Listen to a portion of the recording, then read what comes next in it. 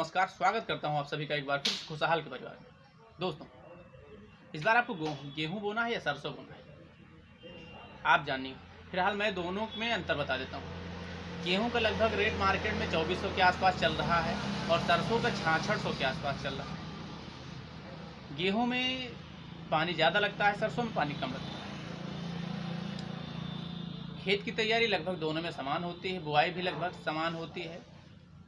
तो आपको सोचना है कि कौन सी फसल बोना है।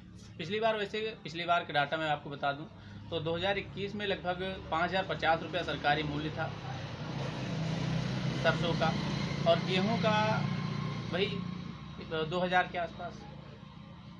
तो पिछली बार किसानों ने ज़्यादातर सरसों बोई थी। सरसों से एक फ़ायदा और है, इसके अलावा सरसों के साथ हम जल्दी सरसों की कटाई हो जाती है, इसके बाद हम एक और फसल ले सकते हैं। जैसे हमारे बाराबंकी में क्या है, मेंथा की सरसों खेती ज़्यादा की जाती है, तो इसकी बुआई हम कर सकते हैं। और उड़द और कई तरह की फसलें हम बो सकते हैं सरसों के साथ में। गेहूं के साथ में ऐसा नहीं है, गेहूं थोड़ा लेट करता है। तो हम आज की खेती में इतना हमने गेहूं और सरसों का आपको डिसाइड करना है। कुछ और जानना चाहे कमेंट बॉक्स में गेहूँ के बारे में बता सकते हैं, मैं आपको उसमें वीडियो बना दूँगा। पहले सरसों के बारे में जानते हैं। सरसों की खेती वैसे तो राजस्थान में लगभग 50% भारत की में सरसों का उत्पादन राजस्थान करता है। 11% हरियाणा और 11% उत्तर प्रदेश में सरसों की खेती की जाती है। तो सरसों में खेत की तैयारी कैसे है, तो मिट्टी पलटने वाले हल से मिट्टी को पलट के बढ़िया से खेत तैयार कर ले। 4-5 ट्राली गोबर की खाद 1 एकड़ में डलवा दीजिए इस प्रकार, और उसकी बढ़िया जुताई करवा के खेत को एकदम से जो गोबर खाद मिलवा लीजिए। गोबर खाद से दोस्तों, गोबर में आपको बता रहा हूँ, तो गोबर की खाद अगर मृदा मिलाते हैं तो क्या होता है, मृदा भुरभुरी हो जाती है, कार्बनिक पदार्थ की मात्रा बढ़ जाती है, और छोटे छोटे जो जीवांश हैं उनकी मात्रा बढ़ जाती है। तो ऐसे में आपको करना क्या है, गोबर खाद में 4-5 ट्राली मिलवा दीजिए।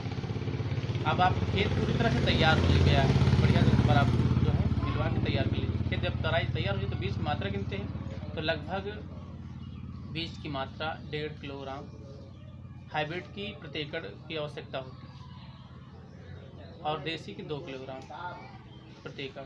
अब प्रजाति का आपको चुनाव करना है, कौन सी प्रजाति हमें लेनी चाहिए। वैसे तो कई प्रजाति, जैसे आप ये देखते हैं 5222 बायर की पहले थी, अब क्रिस्टल में आ रही है, बहुत अच्छी प्रजाति है, पैदावार भी अच्छी है। 12 से 15 कुंटल प्रति एकड़ इसका उत्पादन कंपनी द्वारा बताया गया है। और इसमें आती है केसरी गोल्ड आती है, वो भी सरसों काफ़ी अच्छी कम समय की प्रजाति है, सरसों अच्छी है। और सरसों आती सबसे ज़्यादा फेमस चल रही है 4546 पायनियर की। 4546 125 से 30 दिन की वैरायटी है। तेल की उत्पादन की मात्रा 38 से लेकर 42% तेल इसमें पाया जाता है। उपज की बात करें तो 12 से 15 कुंटल प्रति एकड़ इसकी भी उपज है। 4546 में बायर 45 से 35 आती है पायनियर की सरसों, कम समय की है, 110 दिन की प्रजाति है, वो भी काफ़ी अच्छा उत्पादन देती है कम समय में। तो ये कुछ प्रजातियाँ हैं, इसके अलावा और तमाम प्रजाति आती हैं। प्रजातियों के अलावा अब इसमें अब क्या आता है बुआई के समय। कुछ प्रजातियाँ हमने बता दी, उसके बाद बुआई के समय बताते हैं। बुआई के समय आपको इसको 15 सितंबर से लेकर 15 नवंबर तक इसकी जो है शुरू से लेकर और अंतिम बुआई 15 नवंबर तक है। 15 सितंबर से 15 नवंबर तक। और सबसे जो अच्छा समय है 1 अक्टूबर से 15 अक्टूबर, सबसे अच्छा समय जो सरसों की बुआई का जो है। अगर इस समय आप बोते हैं तो उत्पादन बहुत अच्छा होता है, रोग और कीटों का प्रभाव कम होता है। तो ये आपकी बुआई का समय रहा।